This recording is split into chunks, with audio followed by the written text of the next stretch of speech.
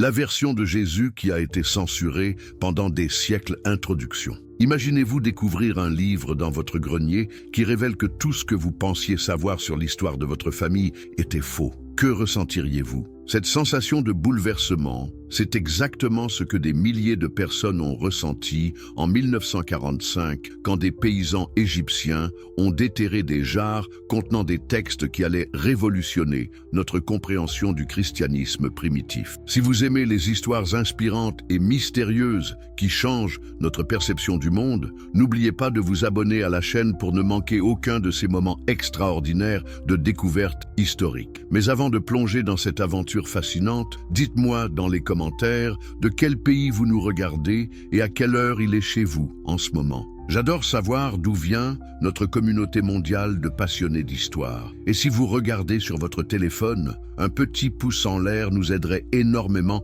à faire découvrir ces histoires incroyables à encore plus de personnes. Avez-vous déjà pensé que l'histoire du christianisme que vous connaissez pourrait n'être qu'une version parmi tant d'autres ? Que se passerait-il si je vous disais qu'il existait des dizaines d'évangiles sur Jésus racontant des histoires complètement différentes de celles que vous avez apprises? Des textes qui décrivent un Jésus enfant au pouvoir troublant, des enseignements secrets réservés à une élite spirituelle et même des versions alternatives de la crucifixion qui remettent en question tout ce que nous pensions savoir. Ces textes existent, ils ont été découverts. Et pendant des siècles, quelqu'un a fait en sorte que vous n'en entendiez jamais parler. Pourquoi? Cette question va nous hanter tout au long de ce voyage, dans l'histoire cachée du christianisme. Les textes perdus, la grande conspiration du silence. L'année 325 après Jésus-Christ marque un tournant dramatique dans l'histoire du christianisme. Mais savez-vous réellement ce qui s'est passé cette année-là? Connaissez-vous l'homme qui a décidé d'un trait de plume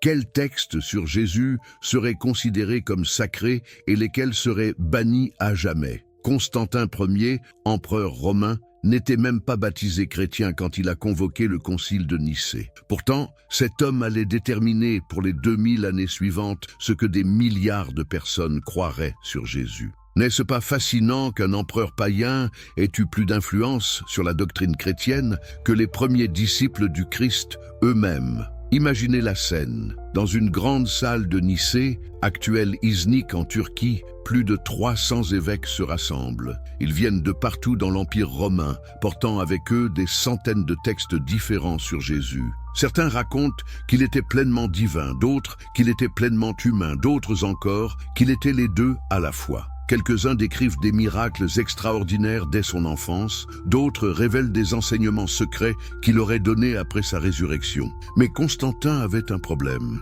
Comment unifier un empire avec une religion qui semblait avoir autant de versions différentes qu'il y avait de communautés chrétiennes? La diversité théologique était un cauchemar politique. L'empereur avait besoin d'une version unique, officielle, contrôlable du christianisme. Alors que s'est-il passé avec tous ces autres textes? Ont-ils simplement disparu par magie? Bien sûr que non. Un processus méthodique et impitoyable de censure a commencé. Les textes qui ne correspondaient pas à la nouvelle ligne officielle ont été déclarés apocryphes, un mot grec qui signifie caché ou secret. Mais le terme a rapidement pris une connotation négative, hérétique, dangereux, à bannir. Des scribes ont reçu l'ordre de détruire ces manuscrits. Des bibliothèques entières ont été vidées. Des communautés chrétiennes qui possédaient ces textes ont été persécutées. En quelques décennies, des centaines d'années de traditions chrétiennes diverses ont été effacées de l'histoire officielle. Mais voici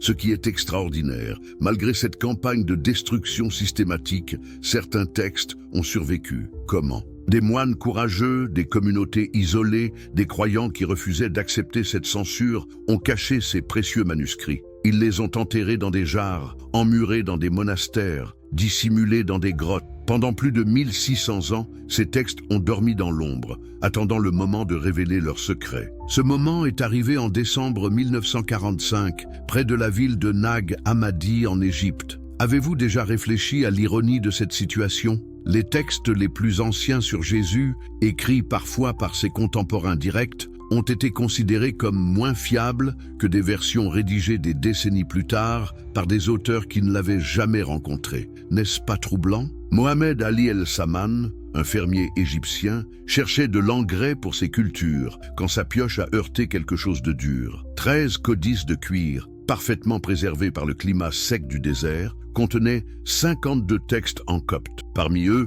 des évangiles complets qui n'avaient pas été lus depuis le IVe siècle. Mais l'histoire ne s'arrête pas là. Savez-vous ce qui est arrivé à certains de ces manuscrits inestimables? Mohammed Ali les a utilisés comme combustible pour faire du feu. Sa mère en a brûlé plusieurs pour chauffer la maison. D'autres ont été vendus au marché noir, dispersés aux 4 coins du monde. Heureusement, des érudits ont réussi à en sauver la majorité, mais combien de révélations historiques sont parties en fumée dans ce foyer égyptien? La découverte de Nag Hammadi a révélé l'existence de traditions chrétiennes complètement différentes de ce que nous connaissions. Ces textes parlaient d'un Jésus qui donnait des enseignements secrets à ses disciples les plus proches. Ils décrivaient une cosmologie complexe où le monde matériel était considéré comme une prison de l'âme. Ils présentaient Marie-Madeleine, non pas comme une simple suivante, mais comme la disciple la plus proche de Jésus, celle qui comprenait ses enseignements mieux que Pierre lui-même. Ces évangiles gnostiques, comme les appellent les historiens,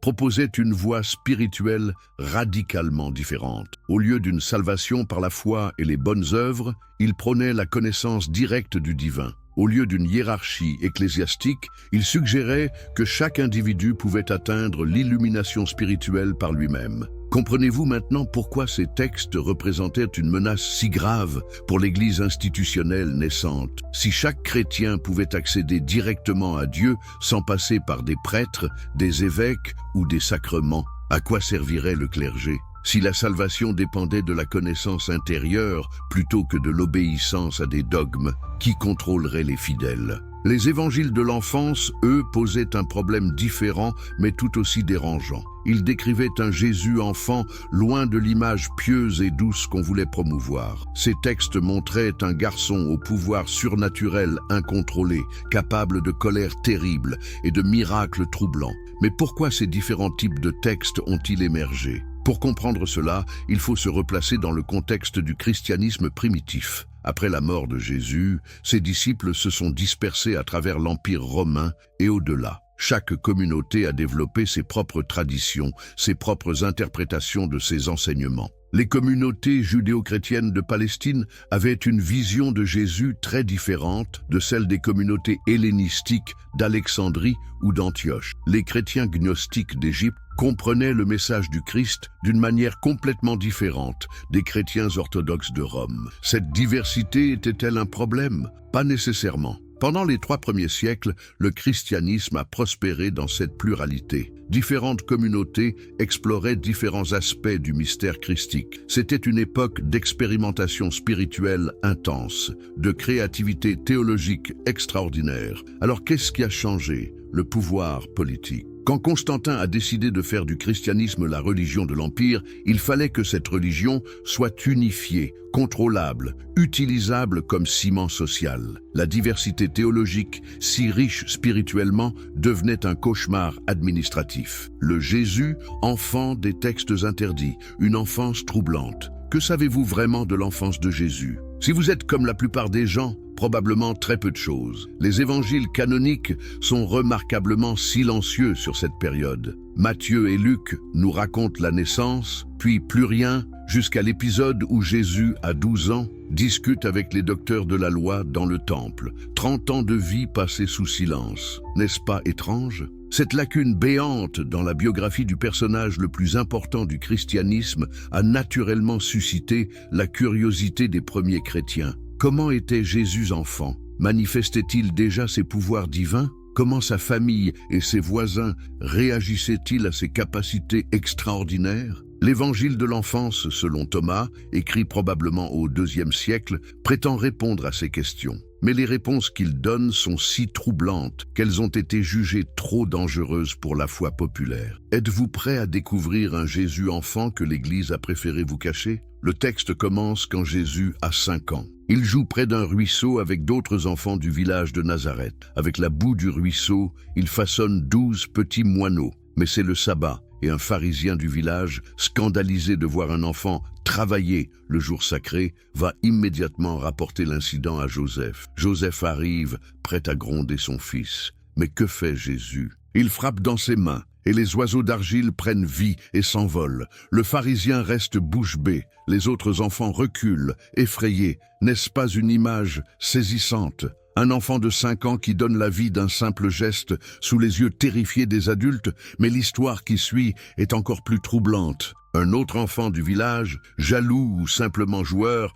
disperse l'eau que Jésus avait rassemblée pour ses créations. La réaction de Jésus est-elle celle d'un enfant divin empli d'amour et de compassion? Pas du tout. Il se met en colère et maudit l'enfant. « Ô homme impie et imprudent, en quoi t'ont nui ces bassins et cette eau? Voici que maintenant tu vas te dessécher comme un arbre, et tu ne porteras ni feuilles, ni racines, ni fruits. » Immédiatement, l'enfant se dessèche entièrement et meurt. Ses parents, épouvantés, viennent supplier Joseph. « Ton fils nous a maudit notre enfant et il est mort. » Comment Joseph a-t-il pu réagir à une telle scène? Imaginez le désarroi de ce père face à un fils au pouvoir terrifiant et incontrôlé. Mais l'histoire ne s'arrête pas là. Plus tard, Jésus marche dans les rues de Nazareth quand un autre enfant le bouscule accidentellement en courant. Nouvelle colère du jeune Messie. Tu ne continueras pas ta route. L'enfant tombe immédiatement mort. Comprenez-vous pourquoi ces récits ont été jugés inacceptables par l'Église institutionnelle?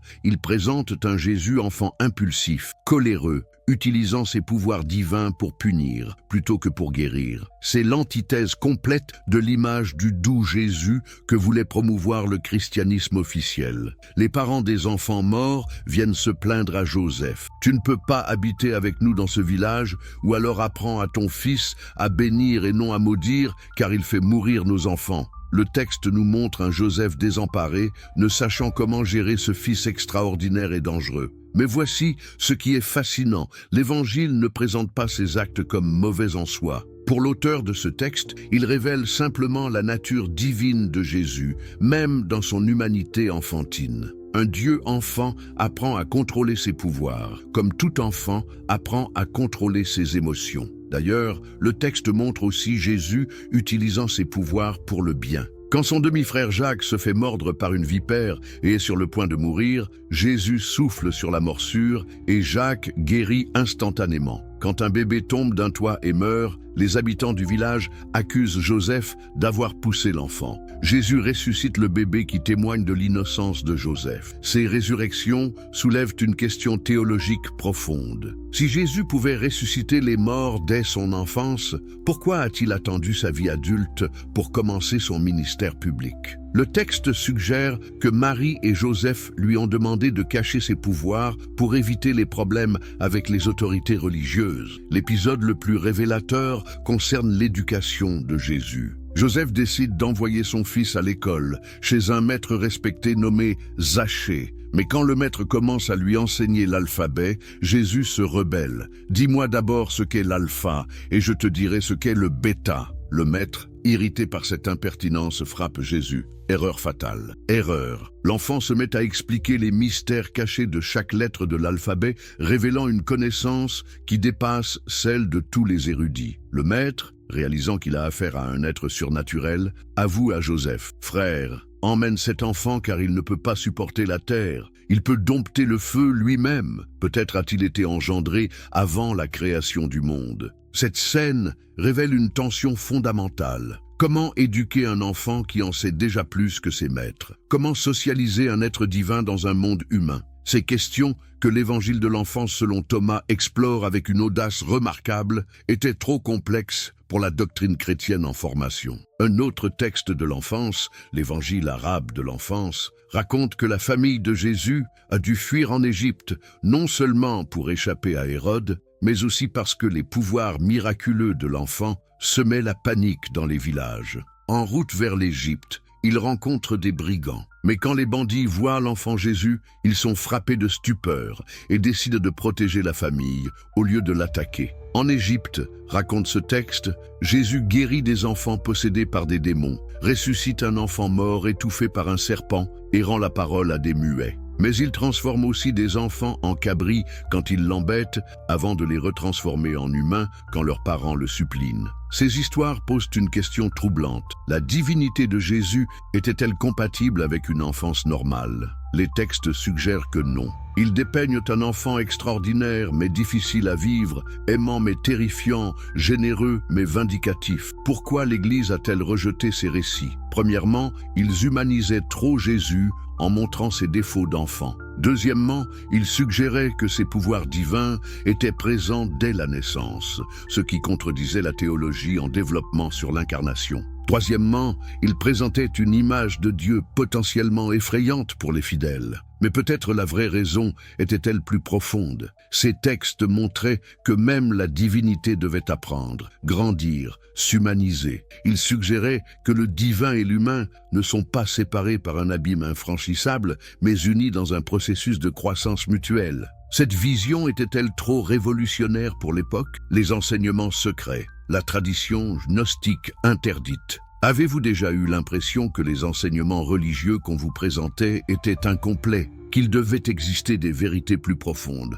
réservées à ceux qui étaient prêts à les comprendre? Cette intuition, partagée par d'innombrables chercheurs spirituels à travers l'histoire, était au cœur de ce qu'on appelle le christianisme gnostique. Le mot gnose vient du grec et signifie connaissance. Mais pas n'importe quelle connaissance, une connaissance directe, intuitive, expérientielle du divin. Les gnostiques chrétiens croyaient que Jésus était venu non seulement pour sauver l'humanité par sa mort et sa résurrection, mais aussi pour transmettre des enseignements secrets qui permettraient aux initiés d'atteindre cette connaissance libératrice. L'Évangile selon Thomas, découvert à Nag Hammadi, commence par ces mots saisissants. Voici les paroles secrètes que Jésus le vivant a dites et qu'a transcrites Didyme Jude Thomas. Et il a dit, celui qui trouvera l'interprétation de ces paroles ne goûtera pas la mort. Ne goûtez pas la mort. Imaginez l'impact de cette promesse sur les premiers chrétiens. Jésus aurait-il vraiment enseigné un chemin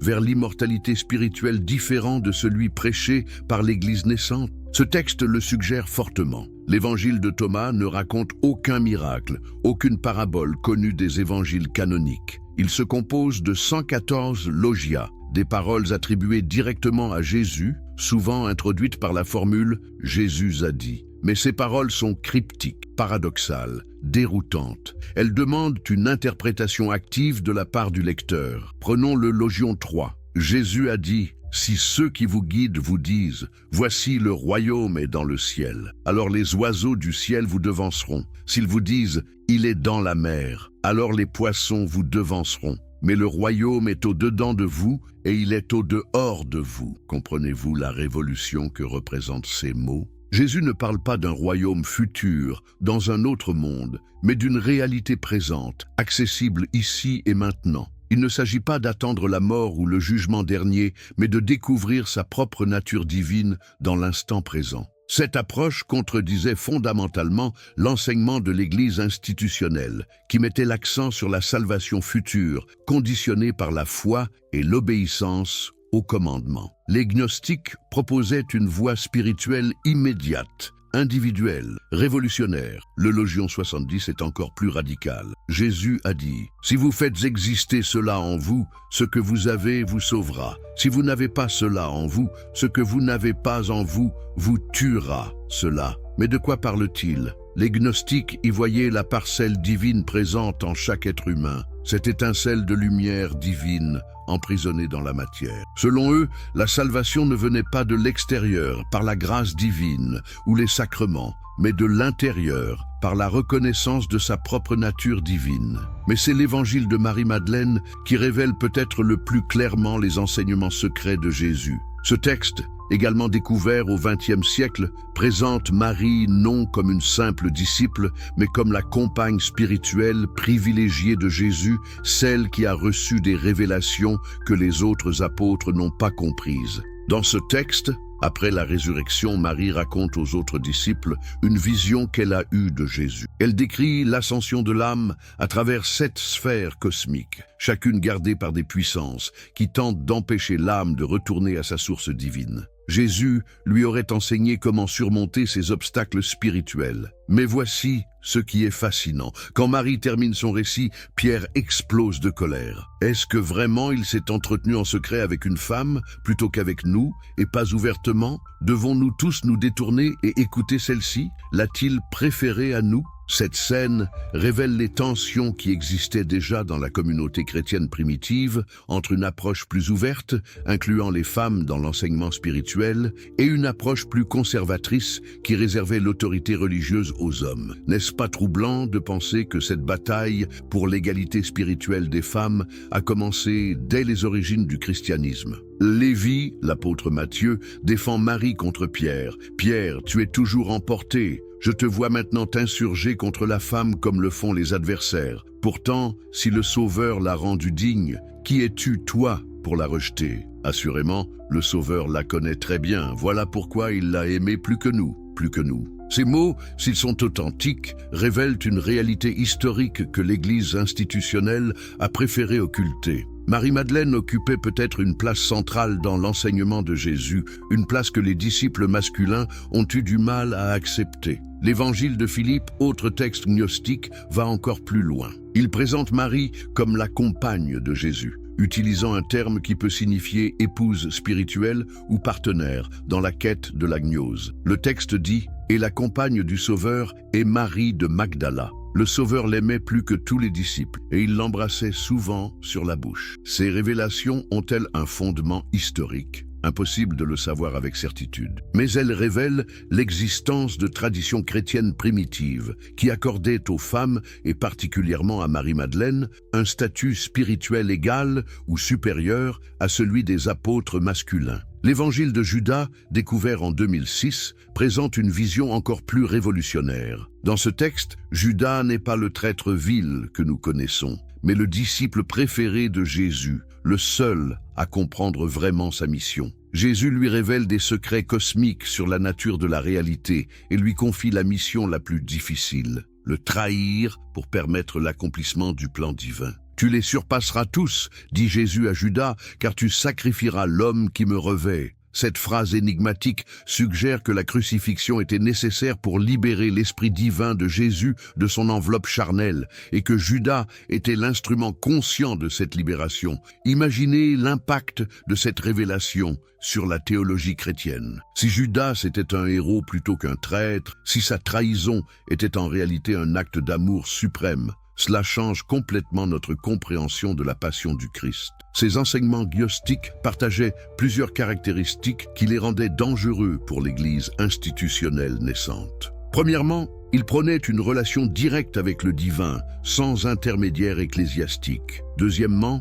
ils accordaient aux femmes un statut spirituel égal à celui des hommes. Troisièmement, ils présentaient la salvation comme un processus de connaissance de soi, plutôt que comme un don divin conditionné par la foi et l'obéissance. Mais peut-être leur aspect le plus subversif était-il leur vision du monde matériel. Pour les gnostiques, le monde physique n'était pas la création d'un Dieu bon, mais le produit d'un démiurge ignorant ou malveillant. L'humanité était composée d'étincelles divines, emprisonnées dans la matière, et le but de l'existence était de s'échapper de cette prison cosmique. Cette vision justifiait-elle un rejet du monde? Pas nécessairement. Certains gnostiques menaient des vies ascétiques, fuyant les plaisirs matériels. D'autres, au contraire, estimaient que puisque le monde matériel était illusoire, les actions physiques n'avaient aucune importance morale. Cette diversité d'interprétations rendait le mouvement gnostique difficile à contrôler et potentiellement dangereux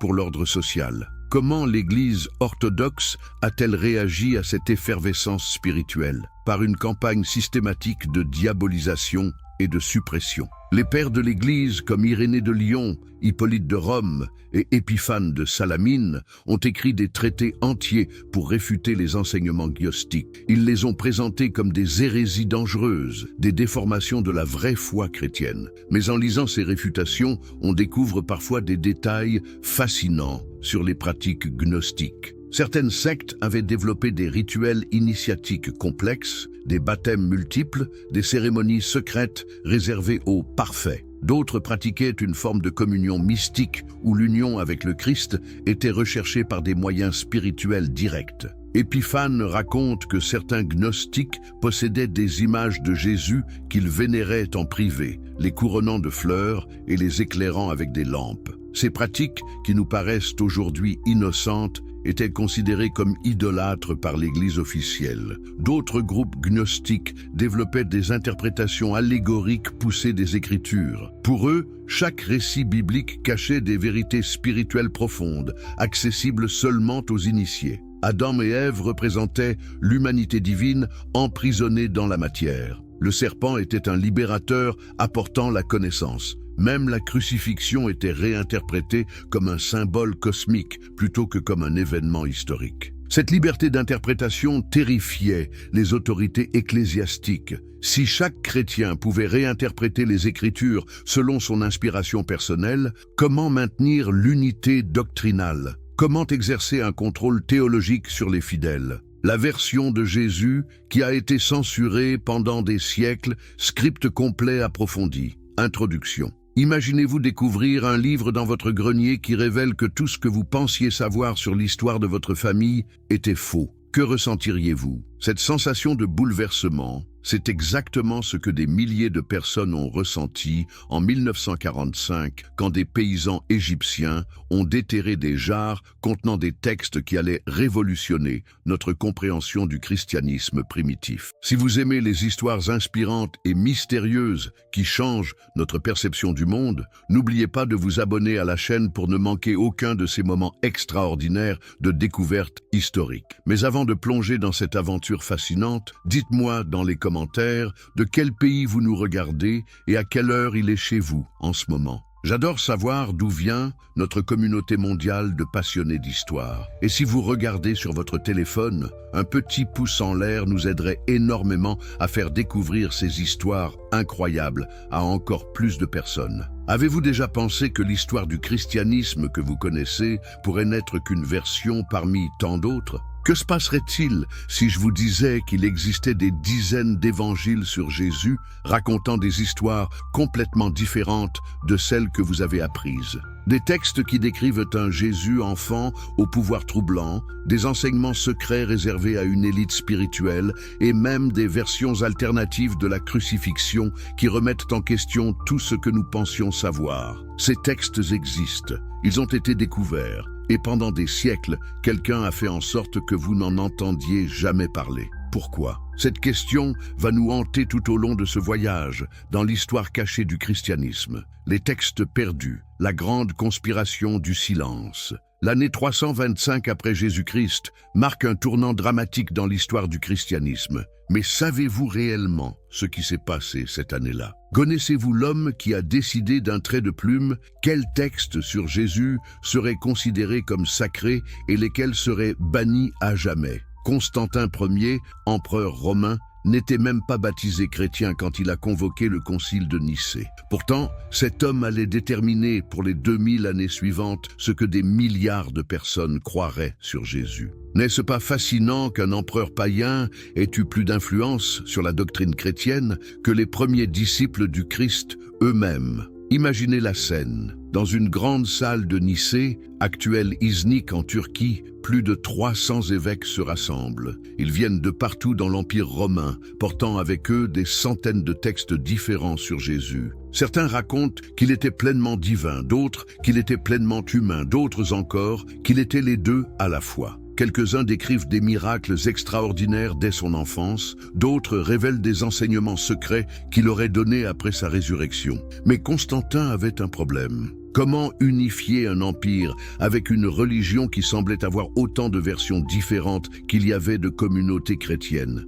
La diversité théologique était un cauchemar politique. L'empereur avait besoin d'une version unique, officielle, contrôlable du christianisme. Alors que s'est-il passé avec tous ces autres textes? Ont-ils simplement disparu par magie? Bien sûr que non. Un processus méthodique et impitoyable de censure a commencé. Les textes qui ne correspondaient pas à la nouvelle ligne officielle ont été déclarés apocryphes, un mot grec qui signifie caché ou secret. Mais le terme a rapidement pris une connotation négative, hérétique, dangereux, à bannir. Des scribes ont reçu l'ordre de détruire ces manuscrits. Des bibliothèques entières ont été vidées. Des communautés chrétiennes qui possédaient ces textes ont été persécutées. En quelques décennies, des centaines d'années de traditions chrétiennes diverses ont été effacées de l'histoire officielle. Mais voici ce qui est extraordinaire. Malgré cette campagne de destruction systématique, certains textes ont survécu. Comment ? Des moines courageux, des communautés isolées, des croyants qui refusaient d'accepter cette censure ont caché ces précieux manuscrits. Ils les ont enterrés dans des jarres, emmurés dans des monastères, dissimulés dans des grottes. Pendant plus de 1600 ans, ces textes ont dormi dans l'ombre, attendant le moment de révéler leurs secrets. Ce moment est arrivé en décembre 1945, près de la ville de Nag Hammadi en Égypte. Avez-vous déjà réfléchi à l'ironie de cette situation ? Les textes les plus anciens sur Jésus, écrits parfois par ses contemporains directs, ont été considérés comme moins fiables que des versions rédigées des décennies plus tard par des auteurs qui ne l'avaient jamais rencontré. N'est-ce pas troublant ? Mohamed Ali El-Saman, un fermier égyptien, cherchait de l'engrais pour ses cultures quand sa pioche a heurté quelque chose de dur. 13 codices de cuir, parfaitement préservés par le climat sec du désert, contenaient 52 textes en copte. Parmi eux, des évangiles complets qui n'avaient pas été lus depuis le IVe siècle. Mais l'histoire ne s'arrête pas là. Savez-vous ce qui est arrivé à certains de ces manuscrits inestimables ? Mohamed Ali les a utilisés comme combustible pour faire du feu. Sa mère en a brûlé plusieurs pour chauffer la maison. D'autres ont été vendus au marché noir, dispersés aux 4 coins du monde. Heureusement, des érudits ont réussi à en sauver la majorité.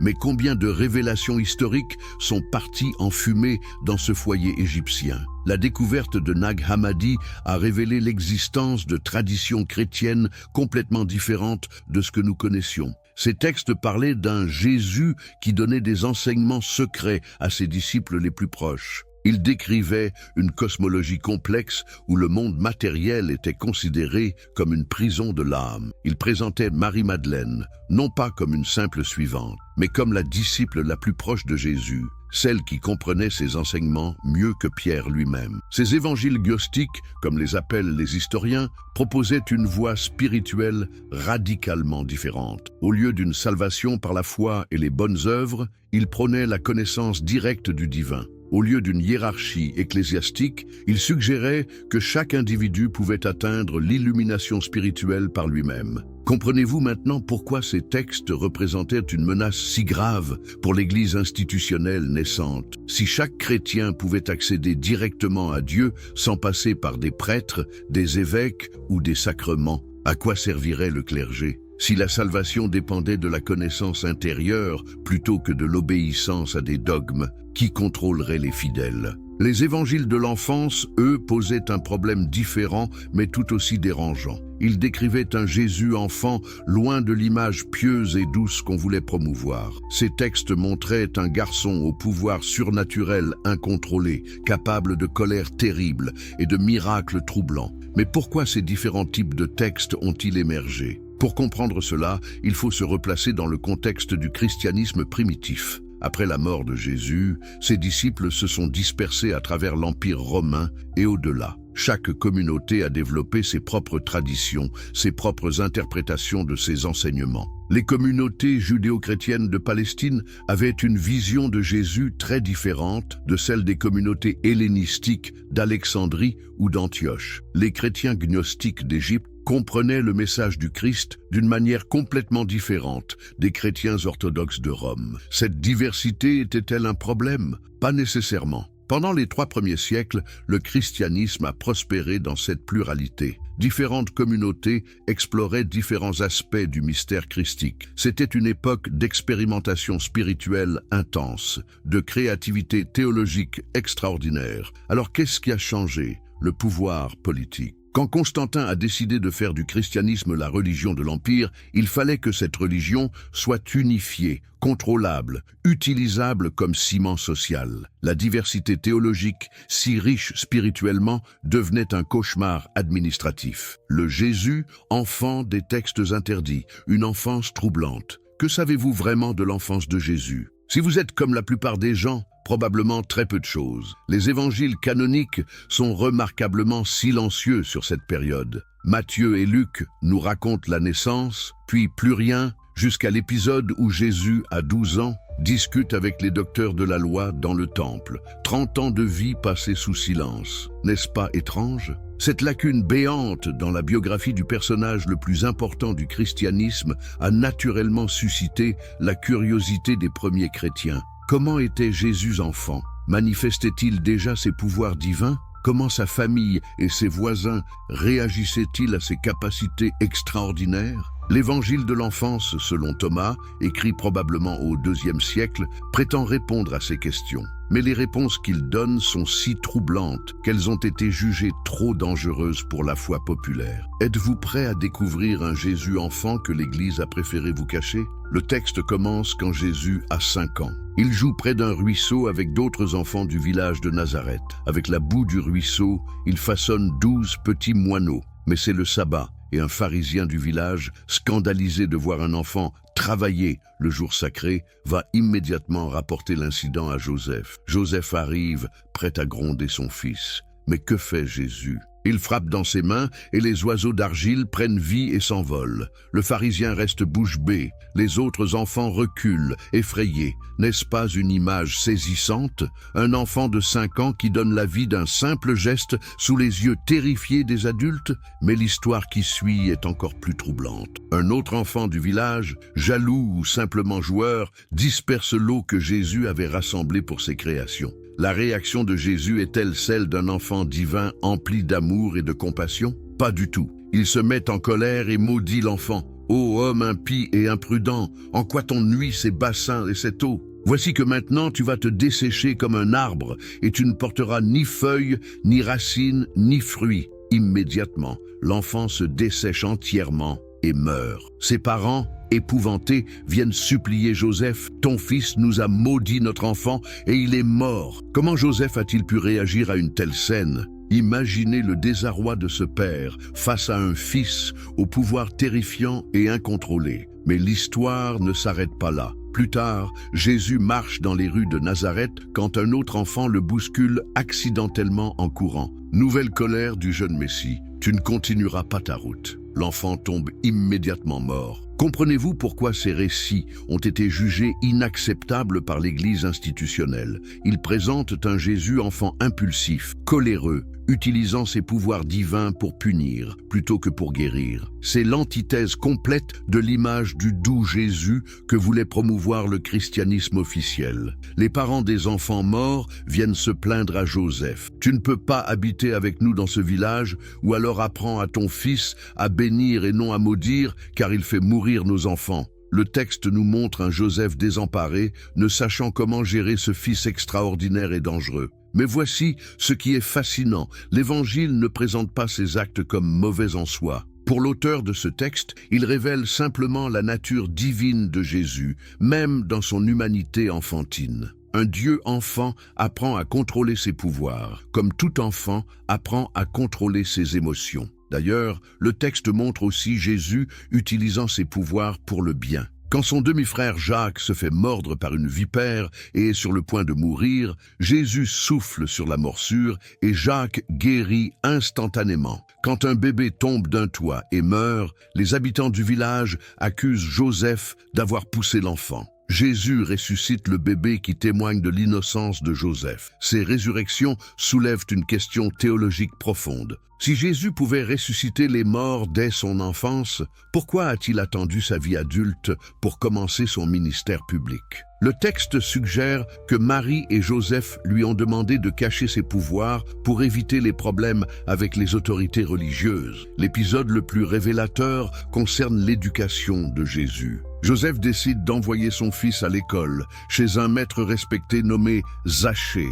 Mais quand le maître commence à lui enseigner l'alphabet, Jésus se rebelle. « Dis-moi d'abord ce qu'est l'alpha, et je te dirai ce qu'est le bêta. » Le maître, irrité par cette impertinence, frappe Jésus. Erreur fatale. Erreur. L'enfant se met à expliquer les mystères cachés de chaque lettre de l'alphabet, révélant une connaissance qui dépasse celle de tous les érudits. Le maître, Réalisant qu'il a affaire à un être surnaturel, avoue à Joseph: « Frère, emmène cet enfant car il ne peut pas supporter la terre. Il peut dompter le feu lui-même. Peut-être a-t-il été engendré avant la création du monde. » Cette scène révèle une tension fondamentale. Comment éduquer un enfant qui en sait déjà plus que ses maîtres? Comment socialiser un être divin dans un monde humain? Ces questions que l'évangile de l'enfance selon Thomas explore avec une audace remarquable étaient trop complexes pour la doctrine chrétienne en formation. Un autre texte de l'enfance, l'évangile arabe de l'enfance, raconte que la famille de Jésus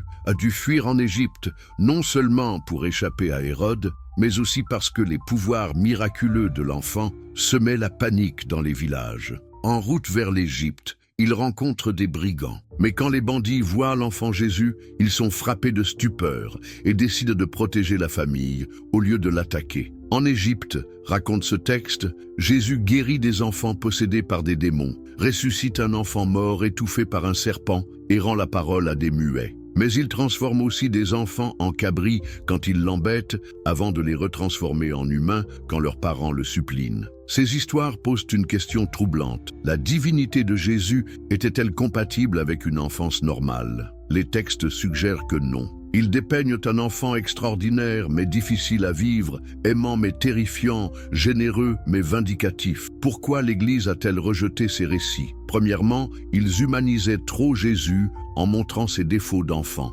Deuxièmement, ils suggéraient que ses pouvoirs divins étaient présents dès la naissance, ce qui contredisait la théologie en développement sur l'incarnation. Troisièmement, ils présentaient une image de Dieu potentiellement effrayante pour les fidèles. Mais peut-être la vraie raison était-elle plus profonde. Ces textes montraient que même la divinité devait apprendre, grandir, s'humaniser. Ils suggéraient que le divin et l'humain ne sont pas séparés par un abîme infranchissable, mais unis dans un processus de croissance mutuelle. Cette vision était-elle trop révolutionnaire pour l'époque? Les enseignements secrets, la tradition gnostique interdite. Avez-vous déjà eu l'impression que les enseignements religieux qu'on vous présentait étaient incomplets, qu'il devait exister des vérités plus profondes, réservées à ceux qui étaient prêts à les comprendre? Cette intuition, partagée par d'innombrables chercheurs spirituels à travers l'histoire, était au cœur de ce qu'on appelle le christianisme gnostique. Le mot gnose vient du grec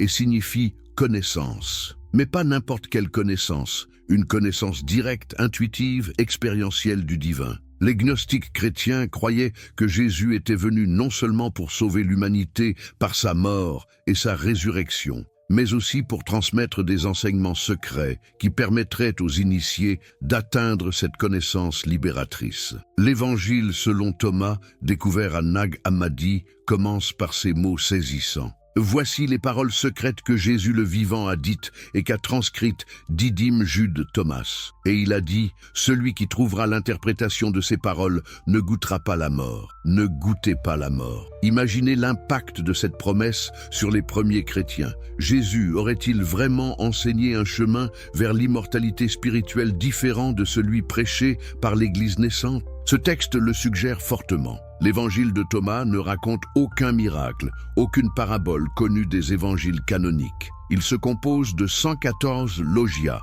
des paroles attribuées directement à Jésus, souvent introduites par la formule « Jésus a dit ». Mais ces paroles sont cryptiques, paradoxales, déroutantes. Elles demandent une interprétation active de la part du lecteur. Prenons le logion 3. Jésus a dit « Si ceux qui vous guident vous disent « Voici le royaume est dans le ciel », alors les oiseaux du ciel vous devanceront. S'ils vous disent « Il est dans la mer », alors les poissons vous devanceront. Mais le royaume est au-dedans de vous et il est au-dehors de vous. Comprenez-vous la révolution que représentent ces mots? Jésus ne parle pas d'un royaume futur, dans un autre monde, mais d'une réalité présente, accessible ici et maintenant. Il ne s'agit pas d'attendre la mort ou le jugement dernier, mais de découvrir sa propre nature divine dans l'instant présent. Cette approche contredisait fondamentalement l'enseignement de l'Église institutionnelle, qui mettait l'accent sur la salvation future, conditionnée par la foi et l'obéissance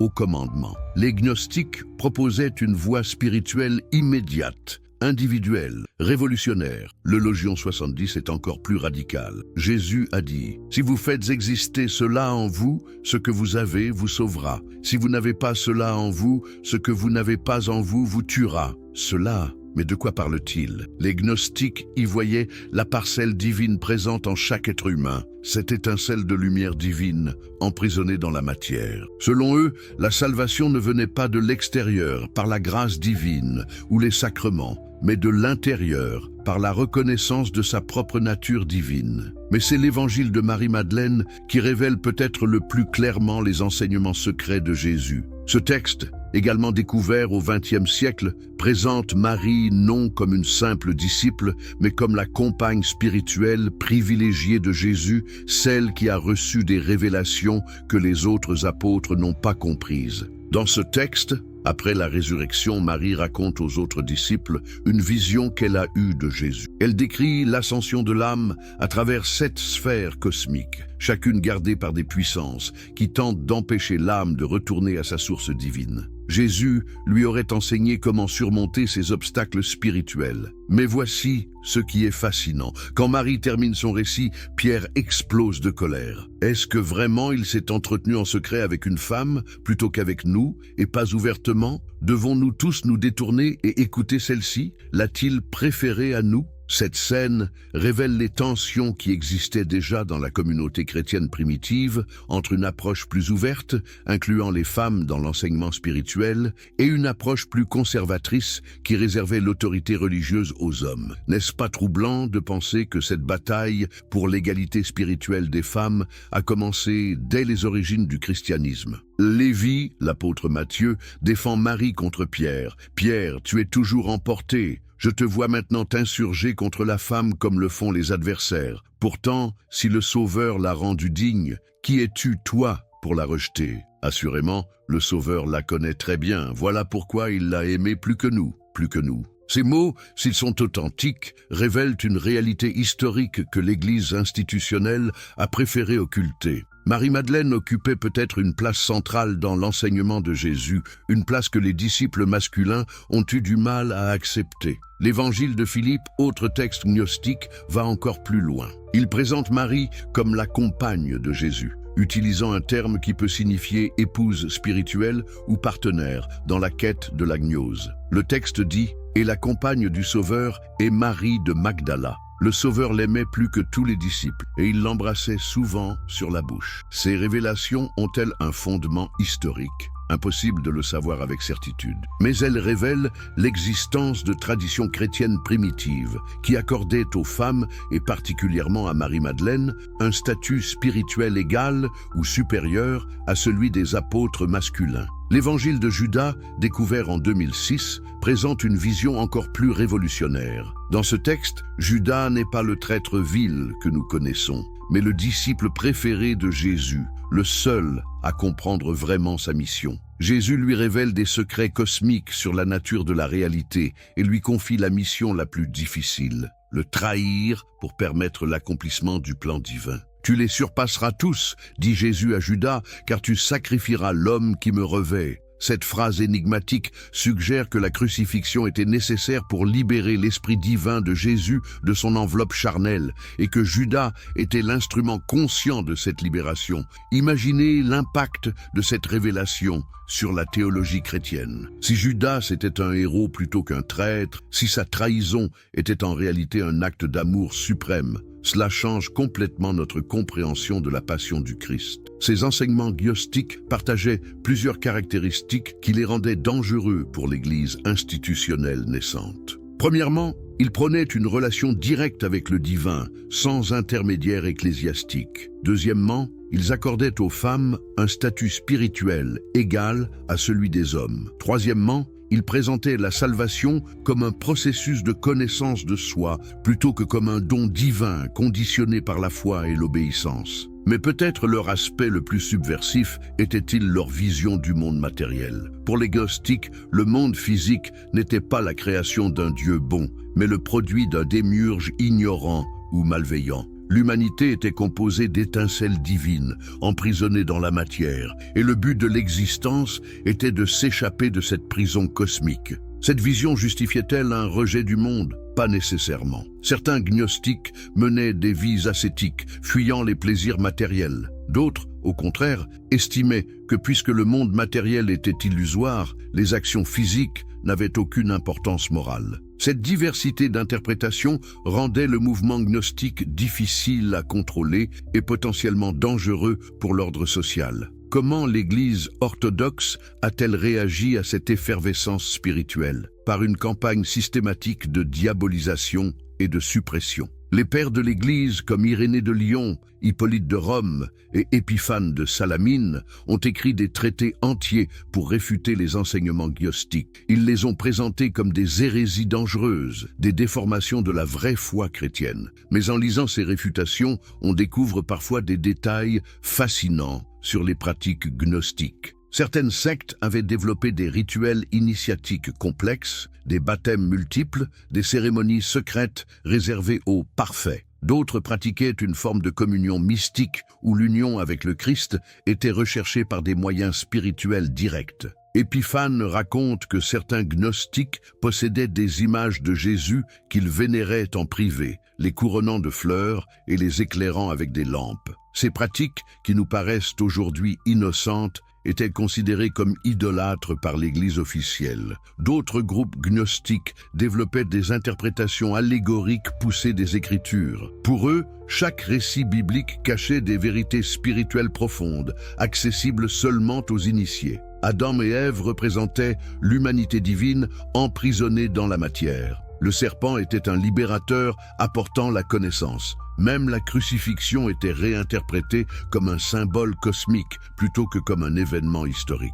Cette liberté d'interprétation terrifiait les autorités ecclésiastiques. Si chaque chrétien pouvait réinterpréter les Écritures selon son inspiration personnelle, comment maintenir l'unité doctrinale? Comment exercer un contrôle théologique sur les fidèles? La crucifixion et la résurrection alternative. Des versions interdites de la Passion. Vous souvenez-vous de la première fois où vous avez entendu l'histoire de la crucifixion? Cette image d'un homme cloué sur une croix, mourant pour les péchés de l'humanité, est devenue si centrale dans la foi chrétienne qu'il est difficile d'imaginer qu'elle puisse être racontée différemment. Mais que se passerait-il si je vous disais que les premiers chrétiens avaient accès à des versions complètement différentes de cet événement? Des récits qui remettent en question non seulement les détails de la mort de Jésus, mais la nature même de ce qui s'est passé sur la croix. Si vous êtes passionné par ces révélations historiques qui bouleversent nos certitudes, n'hésitez pas à vous abonner pour ne manquer aucune de ces découvertes extraordinaires qui changent notre vision du passé. Avant de plonger dans ces récits troublants, j'aimerais connaître notre communauté mondiale. Dites-moi de quel pays vous nous regardez et quelle heure il est chez vous en ce moment. Et si vous regardez cette vidéo sur votre téléphone, un petit pouce levé nous aiderait énormément à partager ces histoires fascinantes avec encore plus de personnes curieuses d'histoire. L'évangile de Pierre, écrit probablement au IIe siècle, prétend avoir été rédigé par l'apôtre Pierre lui-même, témoin direct de la crucifixion. Ce texte, découvert en 1886 dans une tombe de moines en Égypte, offre une perspective unique sur les derniers moments de Jésus. Mais pourquoi ce témoignage supposé du plus proche disciple du Christ a-t-il été rejeté par l'Église? Le récit commence différemment des évangiles canoniques. Pierre raconte « Mais moi, Simon-Pierre et André mon frère, nous prîmes nos filets et nous allâmes à la mer. Et il y avait avec nous Lévi, fils d'Alphée, que le Seigneur... » Dès les premières lignes,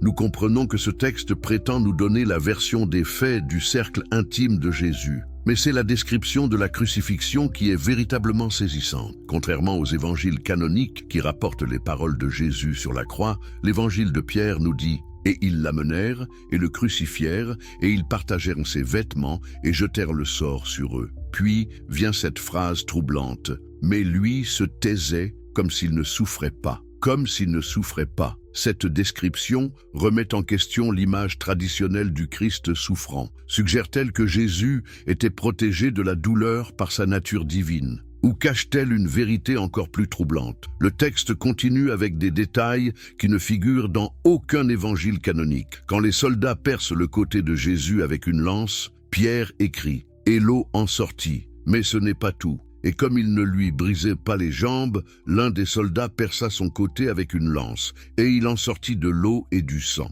Cette insistance sur l'eau est significative. Dans la tradition gnostique, l'eau symbolisait souvent l'esprit divin quittant le corps physique. Le texte suggère-t-il que l'essence divine de Jésus s'est échappée au moment de sa mort physique? Mais c'est la description de la résurrection qui est véritablement révolutionnaire. Pierre raconte qu'il avait été témoin direct de la sortie de Jésus du tombeau, et il vit ressortir du sépulcre 3 hommes, et les 2 soutenaient l'autre, et une croix les suivait. Et la tête des 2 atteignait le ciel, mais celle de celui qu'il menait par la main dépassait les cieux. 3 hommes, 2 d'entre eux atteignent le ciel, le 3e dépasse les cieux, et une croix qui les suit. Cette vision cosmique de la résurrection est complètement différente des récits sobres des évangiles canoniques. Elle suggère une dimension surnaturelle, presque science-fictionnelle de l'événement. Le texte ajoute: « Et ils entendirent une voix venant des cieux qui disait « As-tu prêché à ceux qui dorment ?» Et on entendit une réponse de la croix.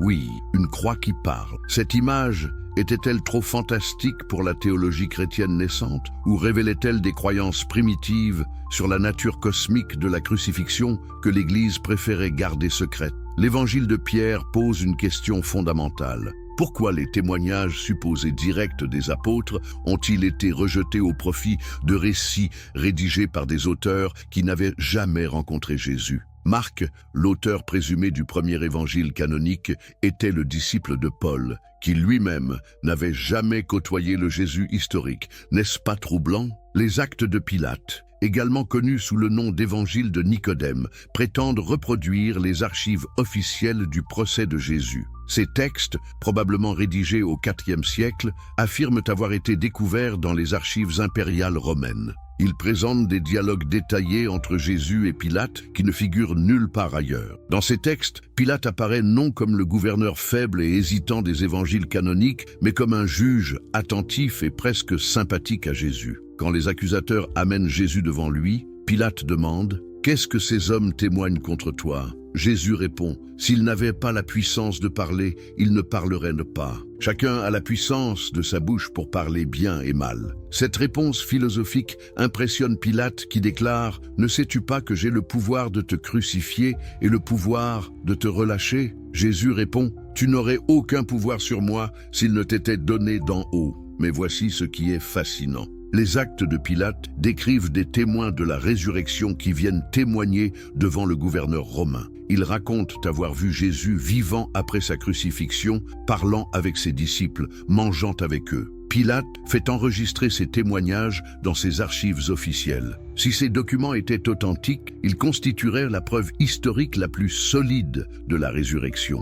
Mais leur authenticité est fortement contestée par les historiens modernes. Pourquoi alors ont-ils été créés? Répondait-il à un besoin de légitimation historique du christianisme naissant? Un autre texte troublant, l'Évangile de Barthélemy, raconte une version de la descente aux enfers complètement différente de la tradition orthodoxe. Selon ce récit, après sa mort, Jésus descend dans les profondeurs de la terre, non pour libérer les justes de l'Ancien Testament, mais pour affronter Satan dans un combat cosmique. Le texte décrit ce combat en détails saisissants. Et quand le Seigneur fut descendu dans l'Hadès, Satan dit à l'Hadès « Je sens que quelqu'un de divin est descendu sur la terre. » S'ensuit une bataille épique entre les forces du bien et du mal, avec des descriptions qui rappellent les mythologies anciennes plus que la théologie chrétienne traditionnelle. Mais c'est peut-être dans les traditions coptes et éthiopiennes que nous trouvons les versions les plus différentes de la Passion. L'évangile copte de Gamaliel raconte que Jésus n'est pas mort sur la croix, mais qu'il a été remplacé au dernier moment par un sosie. Cette théorie, qui rappelle certaines traditions islamiques, suggère que la crucifixion était une illusion destinée à tromper les persécuteurs. Selon ce texte, Jésus se serait échappé et aurait vécu plusieurs années après la crucifixion. Continuant à enseigner ses disciples en secret, il aurait finalement été enterré dans un lieu secret, connu seulement de quelques initiés. Cette version de l'histoire, si elle était vraie, révolutionnerait complètement notre compréhension du christianisme primitif. L'évangile secret de Marc, mentionné dans une lettre de Clément d'Alexandrie, découverte en 1958, fait référence à des épisodes de résurrection qui auraient été supprimés de l'évangile canonique de Marc.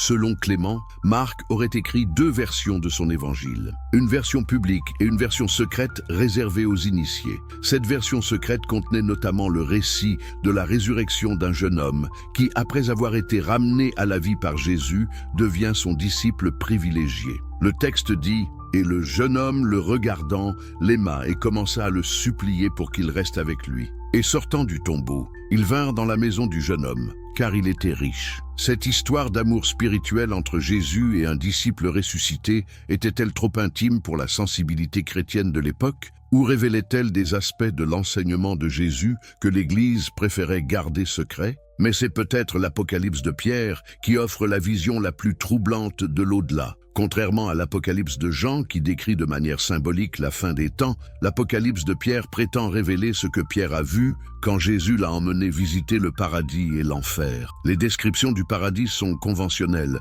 Des jardins magnifiques, des rivières de miel, des fruits éternels. Mais les descriptions de l'enfer sont d'un réalisme saisissant qui a probablement influencé l'imaginaire chrétien médiéval bien plus que l'Apocalypse canonique. Pierre décrit des châtiments spécifiques pour chaque type de péché. « Et je vis d'autres hommes et femmes suspendus par les sourcils et les cheveux, et un fleuve de feu les tirait vers le bas. Pour les blasphémateurs, et d'autres encore, hommes et femmes, se tenaient debout dans les flammes jusqu'aux genoux, et ils étaient frappés avec des maillets de fer. » Ces descriptions détaillées de tortures infernales étaient-elles trop effrayantes pour les fidèles, ou révélaient-elles une théologie de la punition divine que l'Église préférait modérer? Un aspect fascinant de ces textes alternatifs est leur approche de la souffrance du Christ. Alors que les évangiles canoniques insistent sur la réalité de la souffrance physique de Jésus, plusieurs textes apocryphes suggèrent que cette souffrance était illusoire ou symbolique. L'Apocalypse de Pierre contient un passage troublant où Pierre voit 2 Jésus pendant la crucifixion. Celui qu'il crucifie est le premier-né et la demeure des démons. Mais celui qui se tient près de lui et rit de leur ignorance, c'est le Jésus vivant, le sauveur spirituel. Cette vision docétiste, selon laquelle Jésus n'avait qu'un corps apparent et ne pouvait donc pas vraiment souffrir, était considérée comme hérétique par l'Église orthodoxe. Mais elle révèle l'existence de traditions chrétiennes primitives qui avaient une compréhension très différente de l'incarnation. Pourquoi ces différentes versions de la Passion ont-elles été supprimées? La raison principale était théologique. Elle remettait en question la réalité de l'incarnation et de la souffrance du Christ, pilier de la doctrine chrétienne orthodoxe. Si Jésus n'avait pas vraiment souffert, sa mort n'avait pas de valeur rédemptrice. Si sa résurrection était spirituelle plutôt que physique, elle ne garantissait pas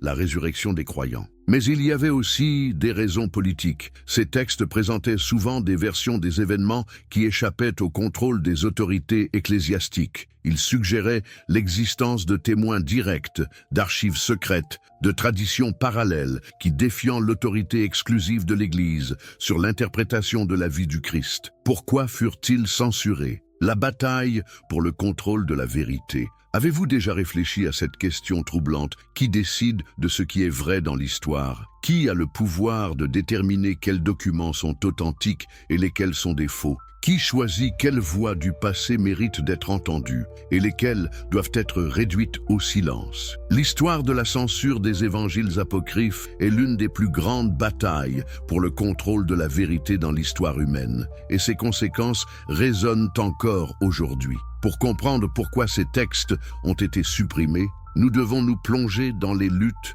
de pouvoir du christianisme primitif. Imaginez l'Église des premiers siècles, non comme l'institution monolithique que nous connaissons aujourd'hui, mais comme un champ de bataille théologique où différentes factions se disputaient le droit de définir la vraie foi chrétienne. D'un côté, nous avions les communautés chrétiennes traditionnelles, héritières des enseignements des apôtres, qui privilégiaient une approche communautaire et hiérarchique de la foi. De l'autre, les mouvements gnostiques qui prônaient une spiritualité individualisée et ésotérique. Entre les deux, une multitude de groupes avec leurs propres interprétations, leurs propres textes, leurs propres pratiques. Cette diversité était-elle viable à long terme? L'histoire suggère que non. Quand l'empereur Constantin a légalisé le christianisme en 313 avec l'édit de Milan, puis l'a favorisé comme religion d'État, il a eu besoin d'une version unifiée de la foi chrétienne. On ne peut pas gouverner un empire avec une religion qui a 100 versions différentes de son livre sacré et de ses doctrines fondamentales. Mais le processus de sélection qui a suivi n'était pas seulement théologique, il était profondément politique. Les évêques qui ont participé aux conciles œcuméniques n'étaient pas des érudits neutres cherchant la vérité historique. C'étaient des hommes de pouvoir, représentant des communautés établies ayant des intérêts à défendre. Prenons l'exemple de l'évêque Athanase d'Alexandrie, l'un des principaux architectes du canon biblique. En 367, dans sa lettre festale, il établit pour la première fois la liste des 27 livres du Nouveau Testament que nous connaissons aujourd'hui. Mais était-ce une décision purement spirituelle? Athanase était engagé dans une lutte acharnée contre l'arianisme, une doctrine qui niait la divinité pleine du Christ. Les textes qu'il a sélectionnés soutenaient sa position théologique, tandis que ceux qu'il a rejetés la contredisaient. N'est-ce pas troublant de penser que la Bible, que des milliards de personnes considèrent comme la parole de Dieu, a été en partie constituée pour servir les intérêts d'une faction particulière dans une dispute théologique du IVe siècle? Les évangiles gnostiques représentaient une menace existentielle pour l'Église institutionnelle naissante. Pourquoi? Parce qu'ils proposaient un chemin vers le divin qui ne passait pas par l'Église. Si chaque croyant pouvait atteindre la gyose, la connaissance directe de Dieu, par ses propres moyens, à quoi servaient les prêtres, les évêques, les sacrements? L'évangile de Thomas, avec sa promesse que celui qui trouvera l'interprétation de ses paroles ne goûtera pas la mort, offrait une salvation immédiate, personnelle, indépendante de toute institution. C'était révolutionnaire, mais aussi dangereusement déstabilisant pour l'ordre social chrétien en formation. De même, l'évangile de Marie-Madeleine remettait en question la hiérarchie masculine de l'Église primitive. Si Marie était vraiment la disciple privilégiée de Jésus, si elle avait reçu des révélations spéciales, cela légitimait le leadership spirituel des femmes. Mais l'Église du IVe siècle évoluait vers un clergé exclusivement masculin. Ces textes étaient un obstacle à cette évolution. Les évangiles de l'enfance posaient un problème différent mais tout aussi grave. Ils humanisaient trop Jésus, montrant ses défauts d'enfant, ses colères, ses erreurs. L'Église avait besoin d'un Christ parfait dès la naissance, un modèle moral irréprochable. Un Jésus qui tuait d'autres enfants dans ses accès de colère ne correspondait pas à cette image. Mais au-delà de ces raisons théologiques, il y avait des motivations plus profondes. L'Église du IVe siècle était en train de devenir une institution de pouvoir temporel. Elle avait besoin de légitimité, d'autorité, de contrôle sur ses fidèles. Les textes apocryphes, avec leur diversité d'interprétation et leur liberté spirituelle, étaient incompatibles avec ce projet institutionnel. Le processus de suppression n'a pas été simple. Il a fallu des siècles pour éliminer complètement ces textes de la circulation. D'abord, ils ont été déclarés apocryphes, puis hérétiques, puis dangereux. Les communautés qui les possédaient ont été persécutées. Les scribes qui les copiaient ont été excommuniés. Les bibliothèques qui les conservaient ont été perquisitionnées. Mais certains ont résisté. Les moines de Nag Hammadi, qui ont enterré leurs précieux manuscrits au IVe siècle, savaient probablement qu'ils commettaient un acte de désobéissance. Ils ont choisi de préserver ces textes pour les générations futures plutôt que de les livrer aux autorités ecclésiastiques. Grâce à leur courage, nous pouvons aujourd'hui lire ces évangiles interdits. Cette résistance n'était pas limitée à l'Égypte.